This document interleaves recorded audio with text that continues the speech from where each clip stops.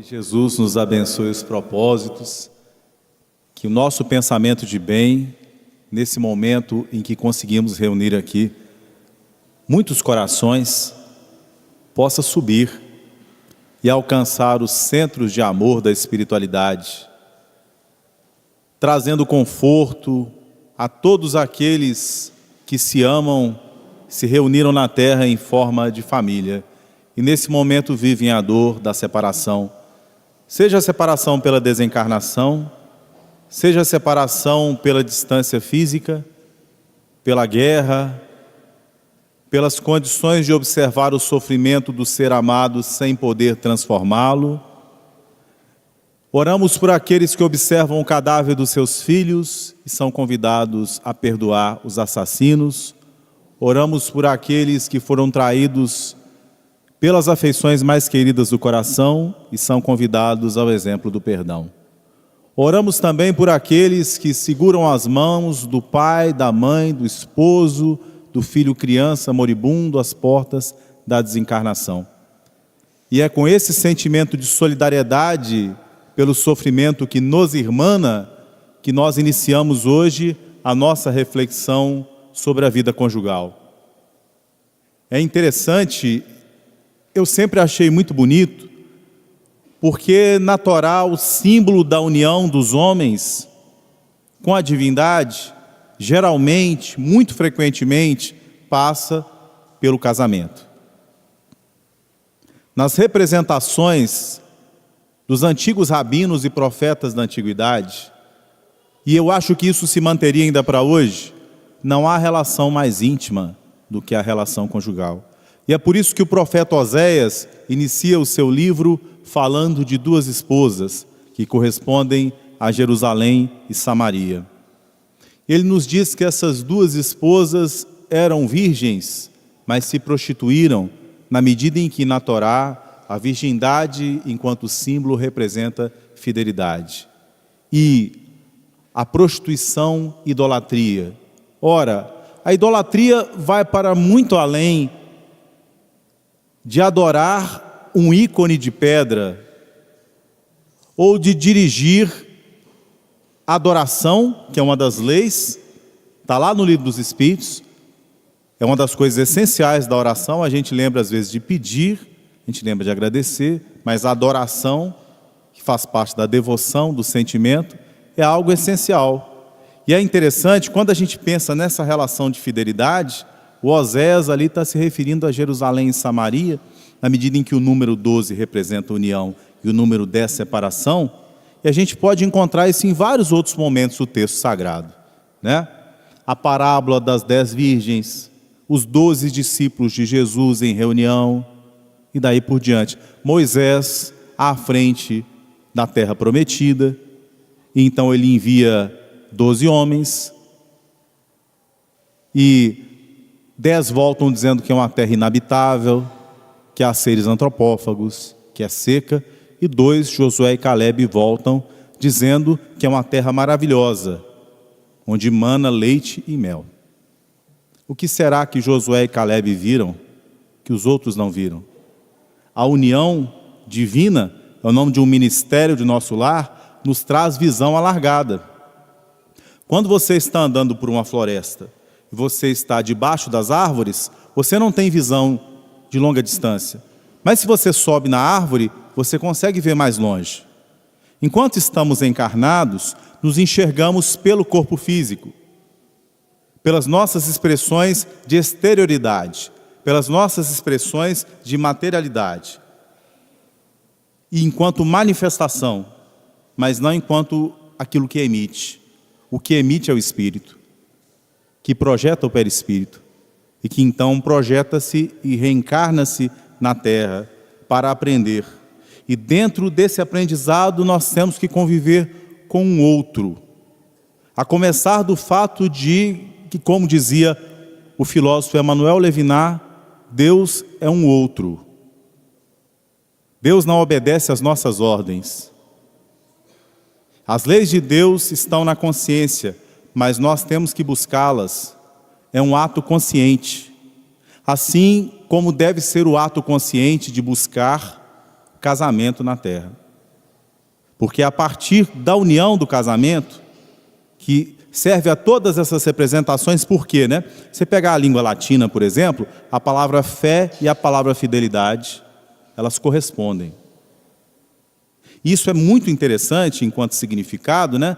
Que é como se, convivendo com essa relação humana mais próxima, que é preparada pela relação com o papai e mamãe, então a gente escolhe alguém para viver, para compartilhar conosco a experiência de iniciar uma família, nas suas várias configurações. Quando a gente faz isso, a gente é convidado ao exercício da fidelidade. Então, lá na época da Torá, dos 10 mandamentos, a fidelidade era a fidelidade de não cobiçar a mulher do próximo, de não adulterar, mas Jesus traz um sentido mais profundo quando ele fala do adultério por pensamentos. E isso vai além da forma da expressão direta do adultério. Enquanto alguém que se comprometeu com alguém no coração e trai aquele compromisso, que é a metáfora frequentemente utilizada pela Torá, e fazendo isso trai a si mesmo. Ele perde a fidelidade a si mesmo. Então começa um tipo de aflição. Lá na religião dos espíritos, tem uma mensagem do Emmanuel chamada Examina a própria aflição. A aflição do ciúme, por exemplo, é o desespero. É perder a paz com o desespero. Tudo aquilo que a gente tenta se apropriar, se apropria da gente. Então, se a gente quer ser dono de alguém, a gente tira a liberdade daquele alguém. E aquele alguém quer se libertar, porque os seres existem para serem livres. As afetividades do coração, como diz o livro Boa Nova, são caminhos misteriosos que nos conduzem a Deus. Mas para que essa relação se dê de forma saudável e harmoniosa, deve haver a liberdade e a escolha dos corações que se aproximam e se buscam. Mas na medida em que nós enxergamos apenas o mundo material, nós fazemos como os 10 olheiros que foram para a terra prometida e não conseguiram ver o que Josué e Caleb tinham visto. Nós vemos a exterioridade, nós não ajustamos expectativas em relação àqueles sonhos românticos da juventude e buscamos alguém pela sua aparência material ou por aquilo que essa pessoa pode nos oferecer. Frequentemente a gente escolhe até errado no discernimento do coração. Mas ao fim, nós sempre nos encontramos com o nosso plantio. Nós sempre estamos em sintonia com aquilo que nós atraímos pelas nossas construções. Sejam construções de atos praticados, em relação à ética das relações humanas no passado, seja em relação à atitude mental que nós temos hoje, seja em relação ao que nós projetamos para aquilo que nós desejamos para a nossa encarnação. Porque é muito importante saber para onde você quer ir. Como Deus é um outro, Ele nos experimenta a partir da chegada de seres que tocam o nosso coração, evocando no nosso sentimento as mais diversas reações. Seu Honório sempre falava com a gente, né? Quando você viajar, ore. Você pode se encontrar com alguém que transforme completamente a sua vida. Esses encontros e desencontros não se dão ao acaso. Mas a partir do momento que a encarnação se inicia, nós temos várias possibilidades de escolha naquilo que as nossas construções do passado permitiram. Então, embora haja um plano encarnatório, né, nós podemos nos desviar desse plano. Então, nós responderemos dentro dos outros caminhos que construímos, e a espiritualidade vai nos indicar meios de extrair de nós o melhor possível, mesmo que nós não tenhamos feito a melhor escolha. Sempre onde nós estamos é o lugar onde nós precisamos aprender. Então, as circunstâncias da vida são a vontade de Deus para conosco. E essas circunstâncias existem as mais diversas, porque a vida vai se mostrando aos poucos. Quando o ano passado, o ano atrasado, eu me lembro que uns 5 dias antes da desencarnação do filho do meu amigo Érico Miranda, nós jantávamos num restaurante de Campina Grande. Naquele momento, a desencarnação era uma incógnita. É algo que desafiou o coração do meu amigo. Você pode, em qualquer momento da sua encarnação, tendo se casado e mantendo em relação a esse relacionamento o máximo de fidelidade, de honestidade, ser traído, porque o coração do outro é terra onde ninguém pisa. As pessoas são absolutamente livres. Nós cultivamos um coração, mas o tempo que essa semente vai brotar, a gente não controla. Então é importante a gente entender, nós reverberamos em outros corações. O nosso pensamento ligado ao sentimento interage. Então as nossas expectativas interagem com as expectativas de outras pessoas. Tem um pensador japonês que eu gosto bastante, chamado Masaharu Taniguchi, ele dizia assim, né? O amor é aquele que permanece após conhecer a realidade a fundo. Então, assim, tem aquele fenômeno de 8 meses a 2 anos, mais ou menos, variam os psicólogos nas suas percepções, e aqueles que estudam o cérebro nas suas respostas aos desejos que são do espírito e se reproduzem no corpo, chamado paixão. Nós sempre, no início de um relacionamento, nos apaixonamos por alguém. Ao nos apaixonarmos, nós projetamos nessa pessoa as nossas aspirações. Isso ocorre até mesmo com a religião.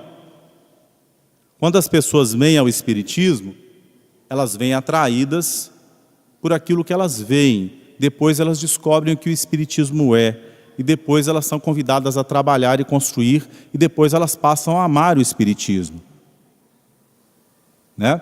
Quando você passa a amar, você deixa de ser aquele que busca apenas e passa a ser aquele que contribui.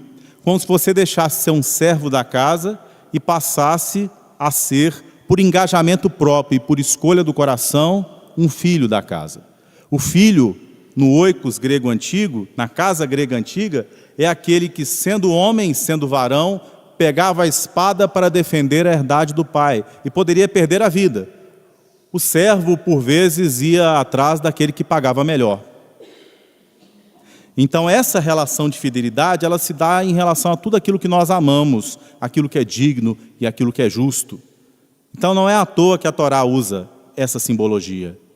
Porque nós precisamos, quando nós recebemos, por exemplo, na nossa união, André Luiz usa a expressão, a coroa dos filhos, e o Emmanuel compara a família as joias guardadas em um escrínio, um porta-joias, nós estamos recebendo um mandato, uma responsabilidade, que não permite brincadeira.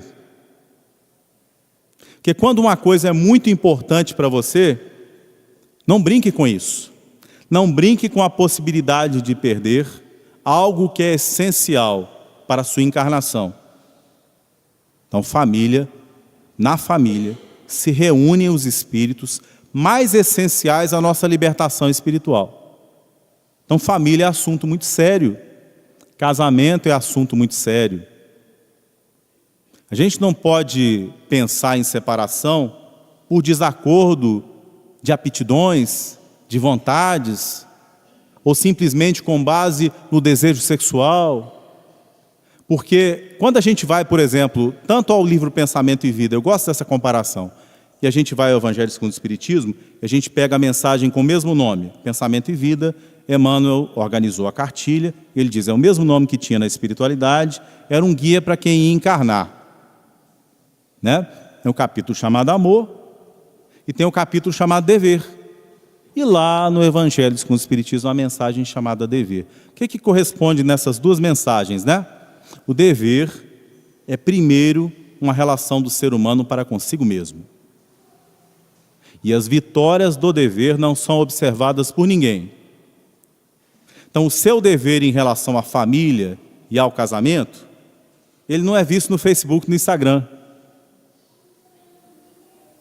Nem sempre o que aparece é o que é. A gente dizia em outras palestras aqui, refletia sobre isso, né? E quando eu faço o bem externamente, eu angario mérito. Mas é importante observar o que se passa no meu coração quando eu faço bem. Então, se a gente pegar a moral antiga da Torá, não adulterarás, não desejarás a mulher do próximo, ou aquilo que a gente queira lembrar, né? A gente está falando de uma atitude externa, e Jesus fala no adultério por pensamentos. Então ele está falando na necessidade de mobilizar dentro de nós o controle do interesse pessoal. Sem o controle desse interesse pessoal, que é o que mobiliza o egoísmo, que o egoísmo do planeta é o conjunto dos nossos egoísmos, as nossas relações com a família serão relações também de desejar extrair algo do outro. O que o meu filho será para mim, o que minha esposa será para mim, o que eu estou ganhando e o que eu estou perdendo. Mas o amor é aquele que não se preocupa em se doar, ele se doa sem parcimônia. Amar, não é possível amar com distância. Se você ama, você se envolve. Assim como Jesus, na hora em que visitou Maria e Marta, Jesus não tinha consciência da imortalidade? Ele não sabia perfeitamente que o Lázaro poderia voltar e conviver com elas? Ele se compadece do sentimento delas. Porque no pensamento do Cristo não há nem acusador e nem réu. Ele julga com o sentimento, porque nós julgamos as pessoas com raciocínio e com discernimento intelectual. É o problema do planeta.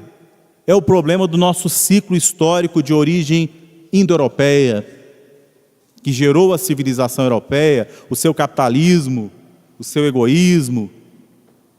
Nós reproduzimos nas nossas relações, que são relações de toma lá da cá. Mas o amor exige sacrifício e experiência de esperar. Ajustar expectativas em relação ao tempo, fidelidade a longo prazo, persistência, perseverança.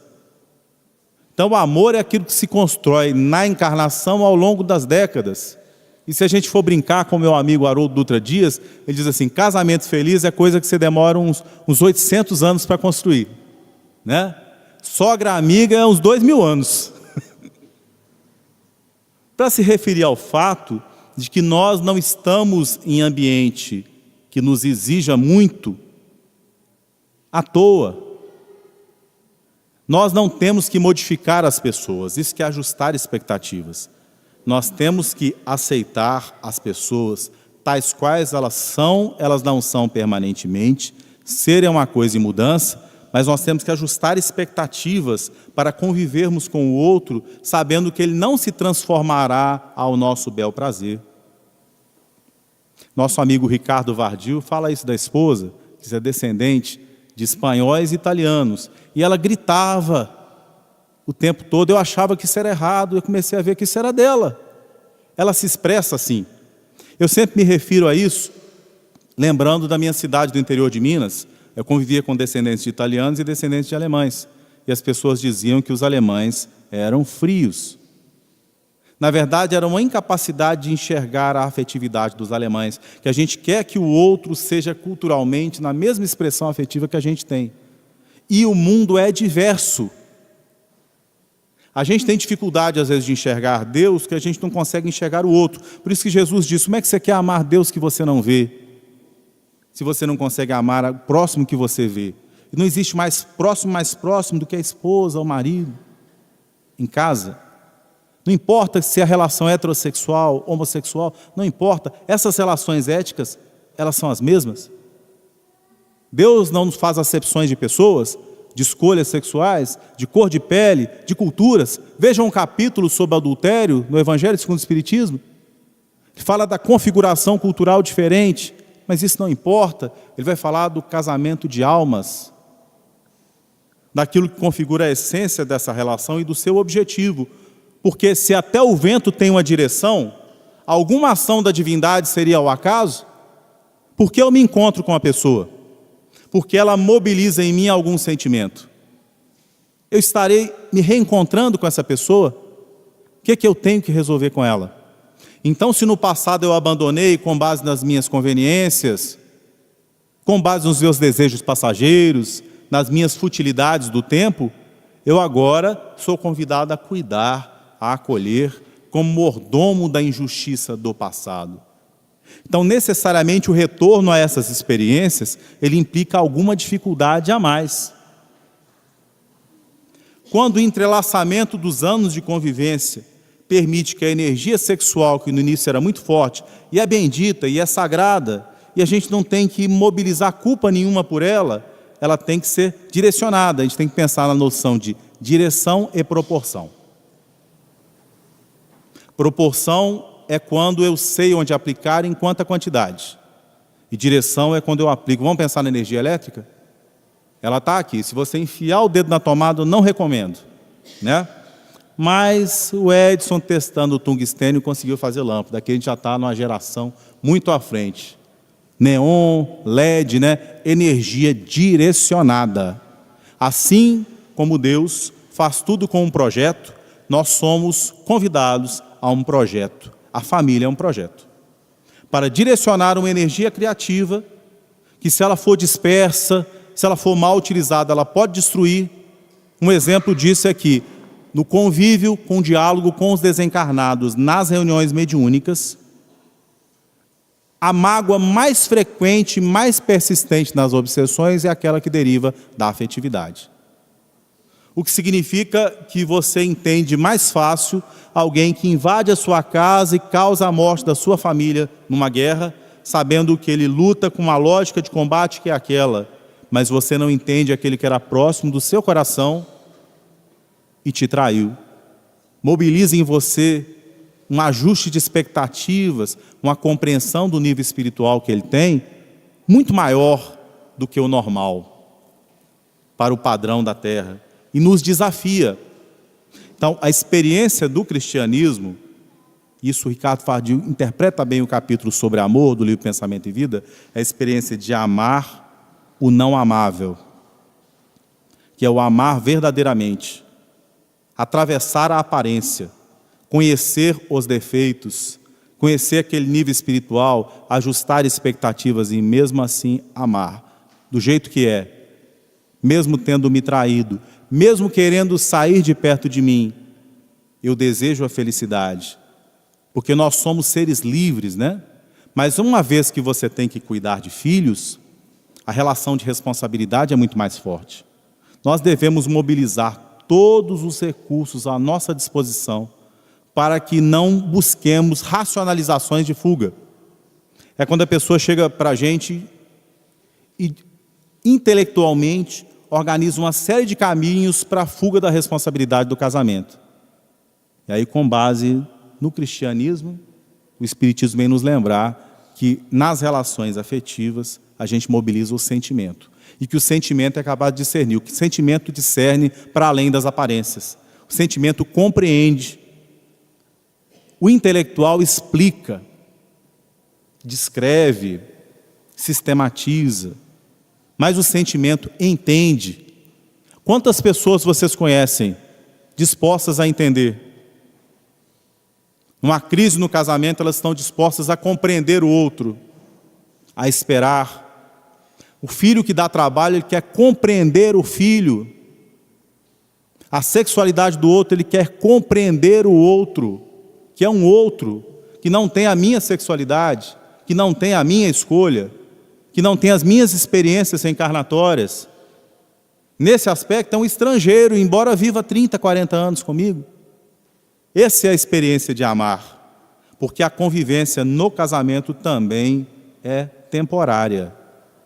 Tudo na Terra é por algum tempo. 30, 40, 50 anos. Andem pelas ruas de Campina Grande. Observem as casas antigas. Quantas permanecem? As pessoas pagam por 20, 30 anos financiamento da Caixa Econômica Federal para fazer uma casa. Quantas décadas elas vivem na casa? Eu tenho feito essa estatística, é impressionante. Raramente as pessoas vivem 15 anos. Elas constroem já em idade madura e logo depois os filhos vendem a casa. A herança que fica para eles não é a coisa material, é a herança da convivência com a relação dos pais. Como Paulo, quando busca Áquila e Prisca. Ele está buscando o polo do casal, porque nesse polo você tem a criação de energia, que permite a árvore de afetividades sob a qual os filhos vão se desenvolver. A experiência de religiosidade dos pais é transmitida para os filhos como exemplo, A experiência de fidelidade e respeito no casamento é transmitida para os filhos como exemplo. A experiência de dignidade no trabalho, para além daquilo que você diga, é transmitida por aquilo que você faz. Então, é a partir dessa experiência, dessa espiritualidade profunda no amor conjugal, que nós nos preparamos para a nossa experiência com Deus. Nem todos, entretanto, nessa encarnação, terão a oportunidade de viverem a experiência da família. Alguns são convidados ao celibato, outros estão atravessando desertos de decepções sucessivas, porque quando nós estamos sozinhos, Deus nos está convidando a olhar para Ele. Se nós formos à lei de justiça, no livro dos Espíritos, justiça, amor e misericórdia, é importante a gente destacar o último aspecto e não pensar a causa e efeito como reflexo imediato, exato, né? Como projeção do que nós fizemos no passado, porque se fosse assim, nenhum de nós estaríamos de pé. A misericórdia permite que, para aprender, atravessemos parte das experiências que causamos, mas isso é feito com amor e segundo a nossa capacidade de suportar e de vencer. Nenhuma experiência, por mais dura da terra, vem para nos causar dor apenas. A dor, ela vem como experiência de contristação no nosso coração, com um sentido, com um objetivo. E é por isso que Jesus diz para Paulo, não recalcitres contra o teu aguilhão. E Paulo deveria se perguntar, em que direção o aguilhão está me levando? Então você pode se perguntar, em que direção o casamento difícil está me levando? Em que direção a relação difícil com a minha mãe, com meu pai está me levando? Com meu filho? Como eu posso me aproximar desse coração? Porque ainda que você vá a um consultório de psicologia, te digam que é melhor fugir da experiência, que o casamento acabou, somente o seu coração e a sede da sua consciência são capazes de responder a isso. As vitórias do dever ninguém observa. Então, o mundo pode tentar nos fazer acreditar que a responsabilidade não existe. Mas o padrão moral com o qual nós devemos observar as nossas relações com as pessoas é maior do que o padrão do mundo. Porque nós conhecemos a imortalidade. Isso, gente, tem que mudar alguma coisa na forma como a gente se relaciona com as coisas e com as pessoas. Muda o quê? Se você soubesse que a sua jornada é de uma semana, quanta bagagem você levaria?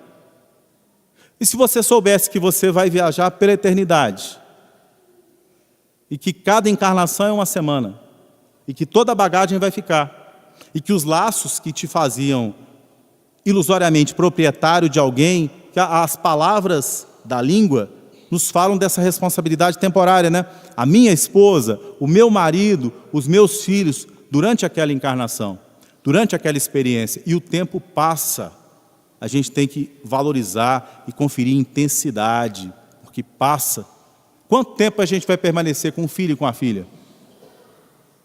Quem tem garantia disso? Por quanto tempo a esposa permanecerá encarnada ao nosso lado? Por quanto tempo o marido permanecerá encarnado ao nosso lado? Então os órgãos gêmeos, quando há desarmonia, geralmente eles reproduzem e somatizam essa desarmonia. Os rins, os pulmões, a gente somatiza. A gente corporifica o filho que adoece com bronquite, aquela relação que não foi resolvida. Que é importante assim, a gente tem que direcionar a mágoa, dar um sentido para a mágoa. Se você simplesmente, com base em um certo padrão moral imitado, você tenta fechar a mágoa dentro de um lugar fechado, né, que é o seu coração, ela vai explodir em algum lugar. Então, assim, o sentimento move o pensamento. E as relações humanas podem ser suaves ou relações de atrito. Se for de atrito, você vai manifestar, por exemplo, alergia. Aquela insatisfação não expressa, né? Então, é importante abandonar o desejo de ser satisfeito e caminhar em direção ao desejo de tornar o outro feliz.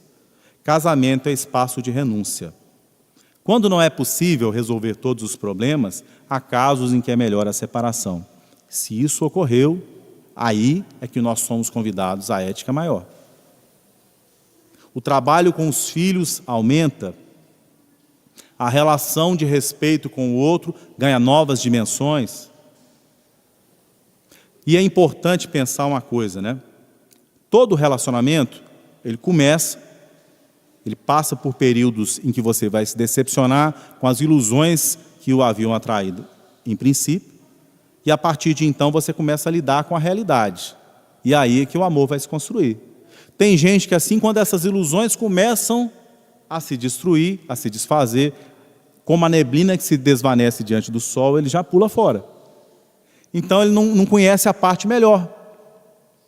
Porque assim, você já viu aquele negócio assim, aprenda inglês em uma semana.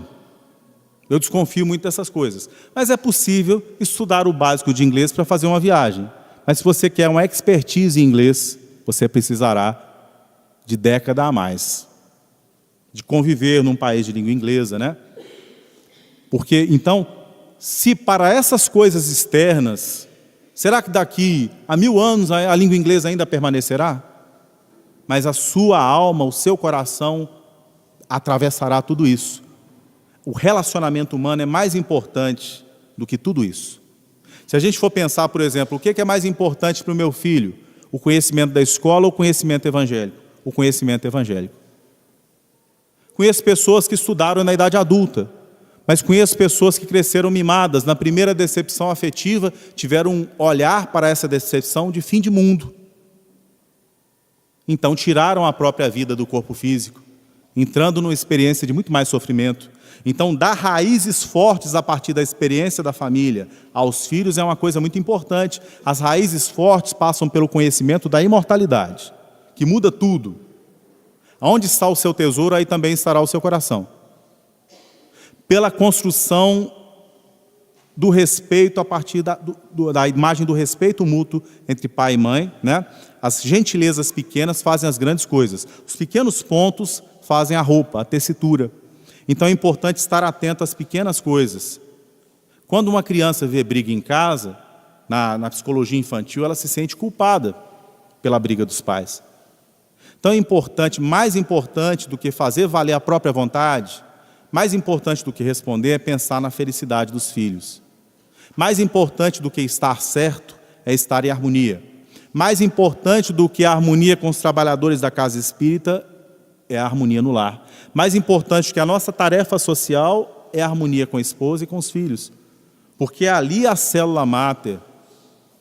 Por isso Jesus começa a missão a partir das bodas de Caná, dignificando a experiência da família, valorizando essa experiência e o seu projeto na terra, que o Livro dos Espíritos nos diz que é o primeiro passo para quebrar o egoísmo. E se esses laços se afrouxassem, o egoísmo cresceria. Então, no começo, o homem tem instintos, nos diz Lázaro. Na sequência, ele passa a ter, então, sensações. E logo depois, sentimentos. E nos diz o Paulo, né, que é necessário acessar, separar nos sentimentos para que possamos alcançar as coisas que são elevadas. E o verbo é dokimatzen, separar metais, a limalha, o metal ruim do ouro. Isso se faz no cadinho, onde o metal derrete no fogo das relações com um outro. E de uma vida que se mostra aos poucos. E que sempre nos desafia. O outro nos desafia. Porque assim, se correspondesse, né? Você é um bom profissional? Quanto tempo você dedica à sua profissão e estudo para ela? Você é um bom pai, uma boa mãe? E você é um bom marido, uma boa esposa? Eu vou te causar uma decepção aqui agora, né? Uma coisa não corresponde à outra. Você pode ser um excelente profissional, um péssimo marido. Você pode ser um excelente pai e um péssimo esposo. Embora uma coisa influencie na outra, é possível que você esteja se dedicando mais a um lado do que ao outro. E nós, na encarnação, não fomos chamados a só uma tarefa. Nós temos que dividir. A disciplina da divisão dessas instâncias nos confere liberdade. Como diz a música Legião Urbana, disciplina é liberdade. Eu me lembro, quando eu ia para a faculdade na PUC Minas, eu acordava muito cedo, 4, 5 horas, fazia a meditação que eu faço de manhã, as preces, né? Corria, logo depois tomava o café tranquilo. Para quê? Para quando eu chegava às 7 horas na aula eu poder ir andando. Que o prazer que eu tinha de ver as flores, né? Não relaxa andar, né? É muito bonita a PUC Minas. A gente andava até lá. Por quê? Porque eu tinha acordado mais cedo. Então, a disciplina te permite liberdade.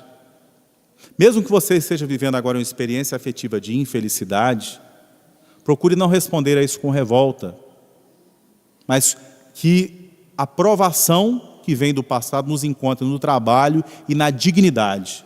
O fato de você ter sido traído não quer dizer que você deva trair ou que você deva agir com indignidade nos próximos relacionamentos. Nós devemos ter respeito. Não há relação de amor que careça do respeito. E quando a gente se acha proprietário do outro e faz o ciúme crescer, a gente perde o respeito pelo outro. Em quaisquer relações, na hora da comida, na hora da sexualidade, na hora de acordar, de chamar o outro para acordar, há sempre uma forma mais carinhosa, há sempre uma forma mais cuidadosa.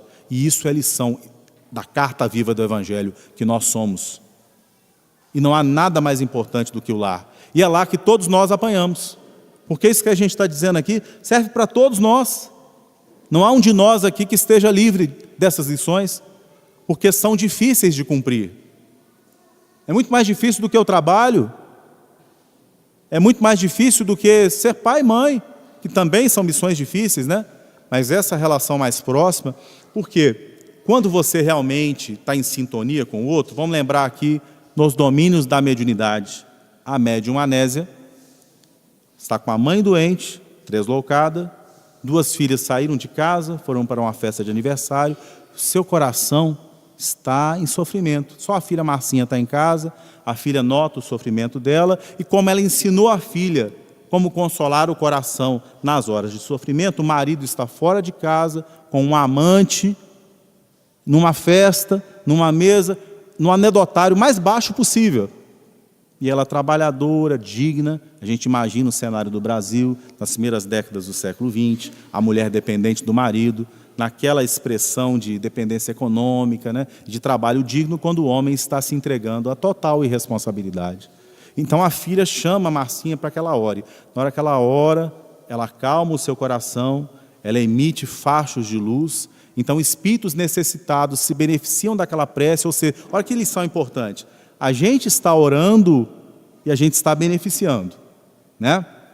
Passa-se algum tempo, ela fica sozinha e cansada, resolve dormir ao lado da mãe. Quando ela deita, eles aplicam passes, pelo magnetismo ela dorme, então quase que naturalmente ela sai do corpo. Então o que seu coração busca? Ela vai enxergar o Aulus, a mentora Teonília, né? Vai encará-los com afetividade, com respeito. Ela viu 2 amigos, mas logo depois a sua obsessão mental, porque há um atavismo disso em nós, é pensar no marido. Já viram alguém sofrendo com afetividade? Você consegue tirar a cabeça da pessoa disso? Isso é obsessão, mesmo que auto-obsessão. Então é por isso que ela não precisa de ajuda de ninguém para encontrar o marido. Os mentores vão atrás dela. Os laços de afeto não são esses caminhos misteriosos, né? Ela está sonolenta, porque é uma característica do espírito não totalmente desperto na hora do sono. Espírito desperto, ele está igual a gente está aqui. Consciente, eu estou dormindo, meu corpo está aqui. Isso é o máximo de consciência, né? E tem uns que lembram na hora que acordam, né? A média da Terra a gente fica na hora que dorme, né? Eles pegam na mão da gente, para levar para algum lugar, nos conduzem levitando, né? Porque você está bobão, está no estado de sonolência, né? Agora você grava, é uma hora de aprendizado, você vai onde seu coração está. Onde está o seu tesouro, aí também está o seu coração. Então ela vai lá naquele ambiente e enxerga o marido, e dá um grito. Ela dá um grito. Então o Aulus chama e conversa com ela. E fala sobre o objetivo da união na Terra, a paciência que ela tem que ter com o marido. Isso quebra, gente, muito do que a gente pensa sobre a encarnação. Que a pessoa pensa assim, como é que uma pessoa que está sendo traída no casamento vai amar quem está traindo? Isso é cristianismo.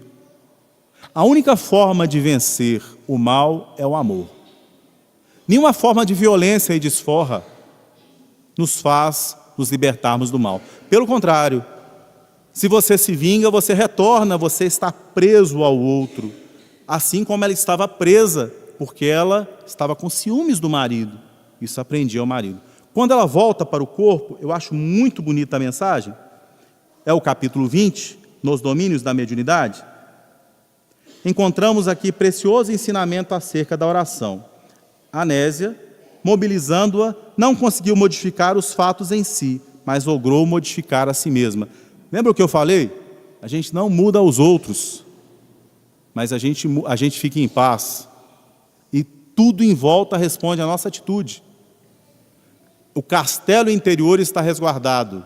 A gente lembrar da Teresa de Ávila. Se o castelo interior está resguardado, pode pegar fogo para todo lado. Você está protegido. As dificuldades presentes não se alteraram.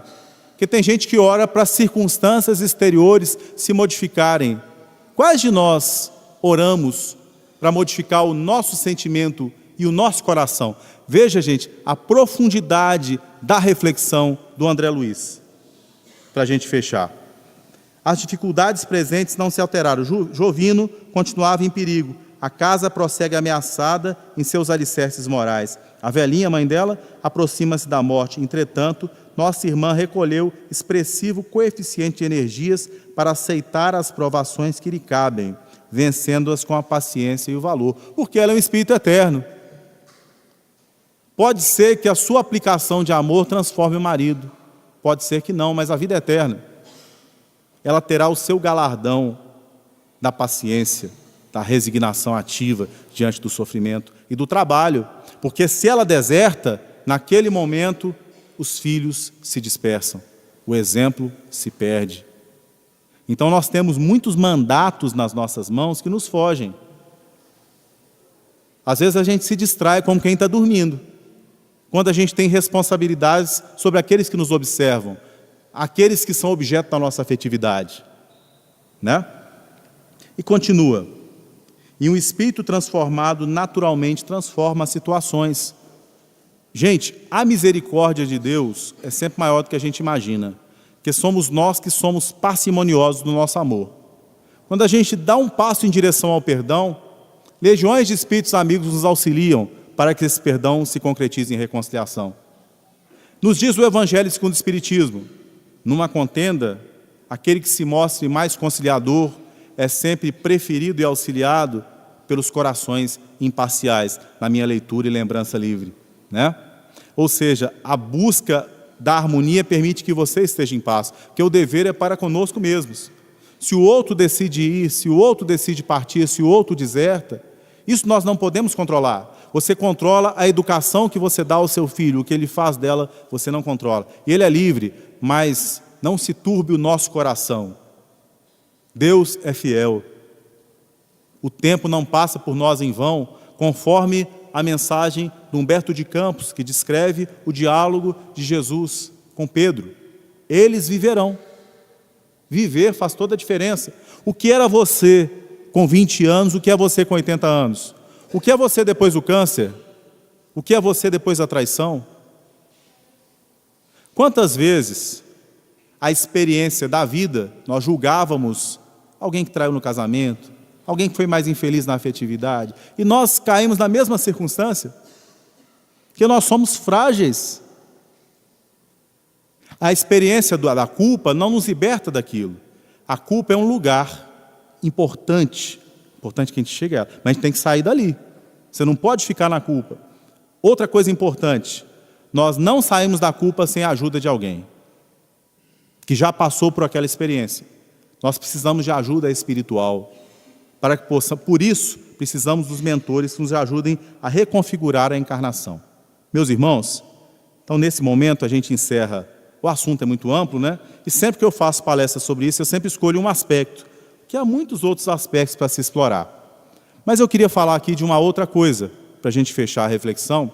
Eu tenho comigo aqui a minha amiga Adriana Mello, pessoa pela qual eu tenho não só laços de afeto, mas profunda admiração.